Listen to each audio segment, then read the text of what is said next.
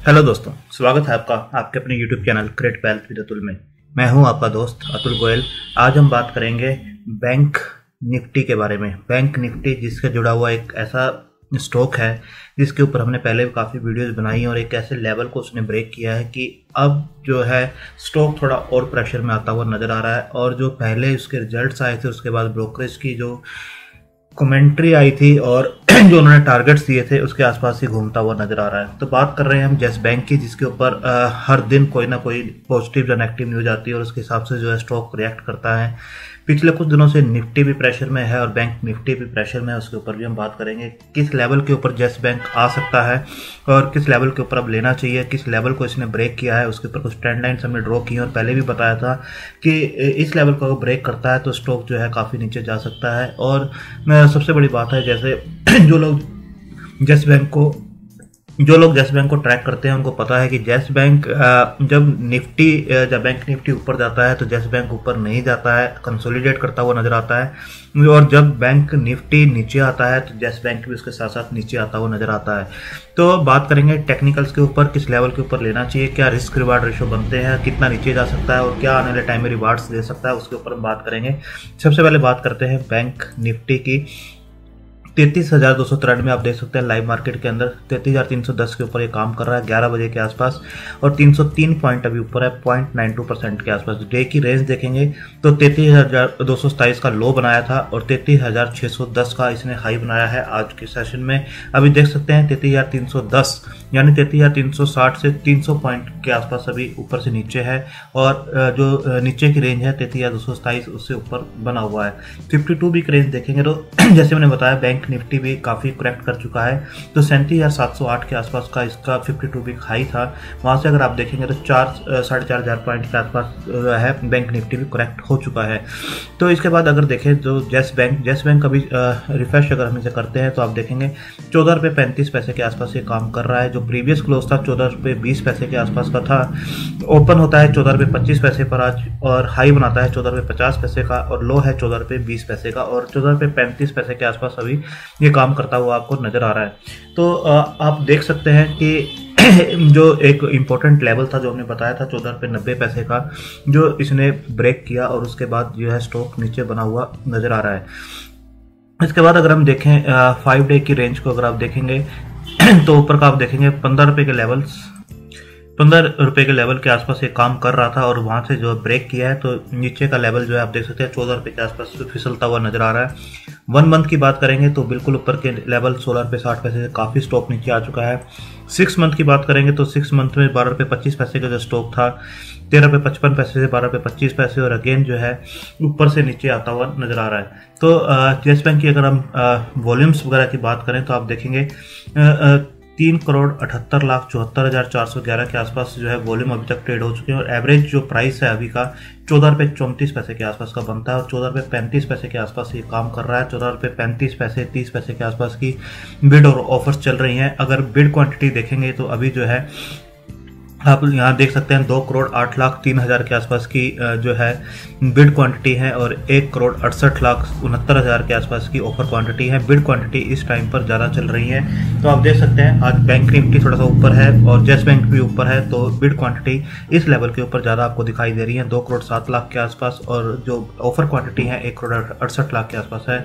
Average price जैसे मैंने बताया 14 रुपये 34 पैसे का है और वॉल्यूम 3,79,00,000 के आसपास अभी तक ट्रेड हो चुके हैं।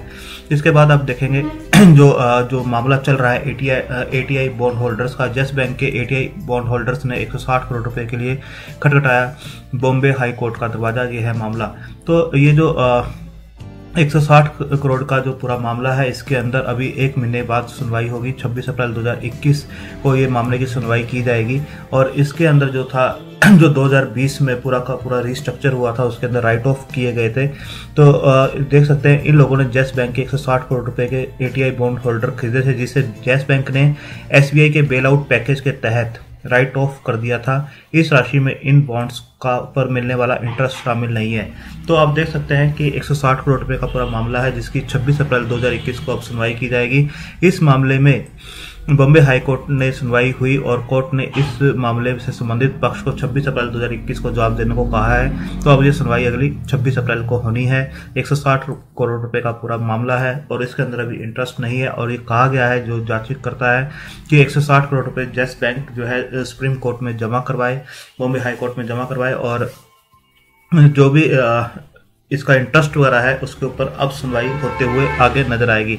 आरबीआई और एसबीआई का जो रुख है वो भी आप देख सकते हैं। RBI and SEBI seek time to file response in Yes Bank ATI bond holder case.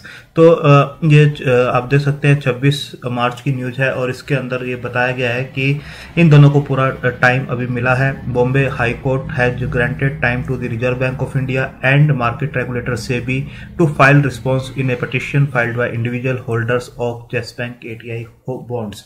तो ये टाइम जरूर दिया गया है। अब किस टाइप का डिसीजन निकल कर आता है वो हमें देखना होगा। इसके बाद अगर देखें जो इंपॉर्टेंट लेवल्स है, जैसे मैंने बताया, जैसे 14 रुपये 90 पैसे का जो लेवल इसने ब्रेक किया था, वहां से अब जो स्टॉक है वीक होता हुआ थोड़ा सा नजर जरूर आ रहा है और इसकी जो रेंज है बढ़ते हुए नजर आ रही है। एक जो रेंज थी जो बढ़ते हुए नजर आ रही है, इसके अंदर जो अब जो नीचे के लेवल्स हैं, क्योंकि 14 रुपये 90 पैसे का स्ट्रॉन्ग जो सपोर्ट था उसे ब्रेक किया है। अब जो स्टॉक है 12 रुपये और 12.5 रुपये के बीच में जैसे पहले गया था उस टाइप से ही जाता हुआ नजर आ रहा है, वीक हुआ है।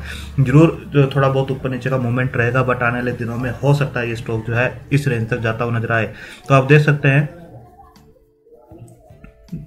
जो Mudit Goyal senior research analyst at SMC said after breaking the below ₹15 Yes Bank share price has new support at 12.50. Yes Bank shareholders are advised to maintain stop loss at around 12. However, Goel said there has been a sharp trend reversal. जैसे आज मैंने आपको दिखाया, इसके अंदर जो है bid और जो ऑफर क्वांटिटी है नीचे के लेवल पे काफी अकोमुलेट किया जा रहा है इसे। तो हो सकता है यहाँ से कुछ शार्प रिवर्स होता हुआ नजर आए और ये स्टॉक एक बार ऊपर जरूर जाता हुआ नजर आए। अगर 14 रुपये 90 पैसे को, अगर ये रेजिस्टेंस को, जो पहले सपोर्ट था रेजिस्टेंस बना हुआ है, अगर इसे ब्रेक करता और ऊपर जाता है तो जरूर ये आपको अगेन 16 रुपये 20 पैसे तक जाता हुआ नजर आएगा। बट 14 रुपये 90 पैसे का आप स्ट्रॉन्ग रेजिस्टेंस बना हुआ है इसके लिए। और सेकंड जो है आप देख सकते हैं सिमी भौमिक जो है उनका भी कहना है Yes Bank has strong immediate support at 12.50 on the brokerage of this level we can witness Yes Bank price going below 10। अगर 12 रुपये के लेवल को भी ब्रेक करता है आने वाले टाइम में, जैसे बैंक निफ्टी करेक्ट कर रहा है या कोरोना के जो केसेस बढ़ रहे हैं, लॉकडाउन का जो एक अनसर्टेनिटी बनी हुई है, अगर कुछ भी बैंक निफ्टी में फॉल आता है तो येस बैंक उसके साथ साथ गिरता ही है, जैसे सबको पता है। और 14 रुपये 90 पैसे एक स्ट्रॉन्ग रेजिस्टेंस बन चुका है, ऊपर जाने का काफ़ी स्ट्रॉन्ग रेजिस्टेंस है इसका। और अगर ये नीचे आता है, 14 रुपये को ब्रेक करता है तो ये 12 रुपये तक टच कर सकता है और 12 रुपये को अगर ब्रेक करता है तो बिल्कुल ये 10 तक आ सकता है। बट इसकी जो रेंज है, आपको स्टिक स्टॉप लॉस 12 पे लगा के अब चलना है और 12 के अराउंड ही आपको 12 साढ़े 12 के अराउंड ही इसे लेना है। बट चार्ट हमें क्या कहते हैं उसके ऊपर भी हम बात करते हैं, टेक्निकल्स क्या कहते हैं। आप देख सकते हैं यहाँ पर हमने जो मूविंग एवरेज है उसे लगाया हुआ है। मूविंग एवरेज जो है टेक्निकल्स को जानते हैं, स्ट्रॉन्ग सेल की तरफ इंडिकेट कर रही है। 13 सेल है, 1 न्यूट्रल है, 1 बाय है।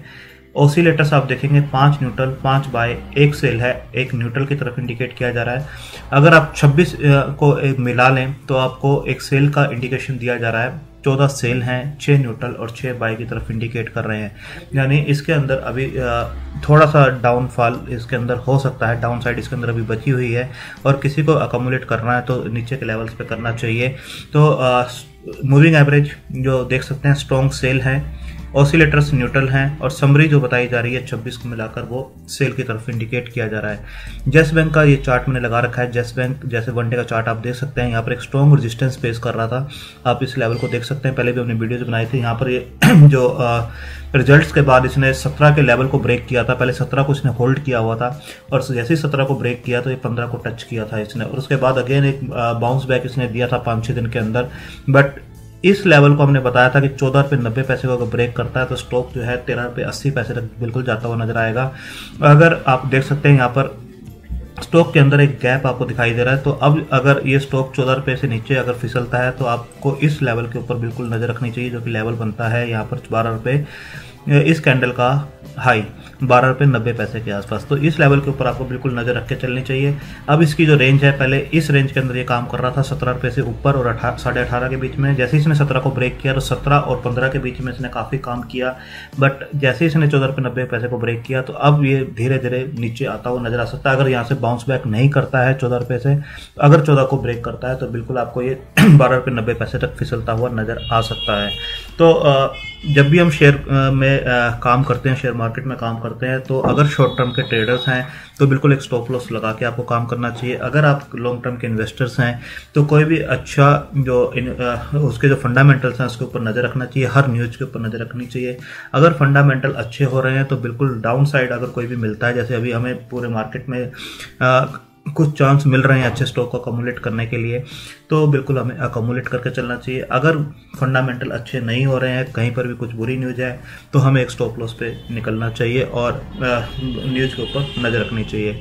तो अभी डाउन साइड इसका जैसे मैंने बताया 12 रुपये 90 पैसे हमारे अकॉर्डिंग 12 रुपये 90 पैसे है, और अपर साइड 14 रुपये 90 पैसे का एक स्ट्रॉन्ग रेजिस्टेंस इसके अंदर दिखाई देता है। अगर 14 रुपये 90 पैसे से ऊपर ये क्लोजिंग देता है तभी ये ऊपर का मूव दिखाएगा। अगर 14 रुपये 90 पैसे का क्लोजिंग ऊपर नहीं देता है तो ये आपको धीरे धीरे नीचे भी फिसलता हुआ नजर आ सकता है।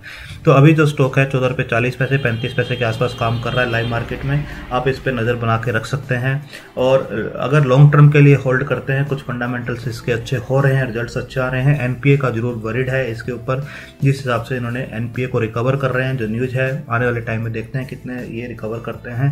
तो आप अपने फाइनेंशियल एडवाइजर से डिस्कस करके अपनी होल्डिंग कैपेसिटी और इस ट्रेकिंग कैपेसिटी के हिसाब से ही बिल्कुल लेवल्स के ऊपर नज़र बनाए रखें और उसी लेवल्स के ऊपर अकोमुलेट कीजिए। थैंक यू, धन्यवाद।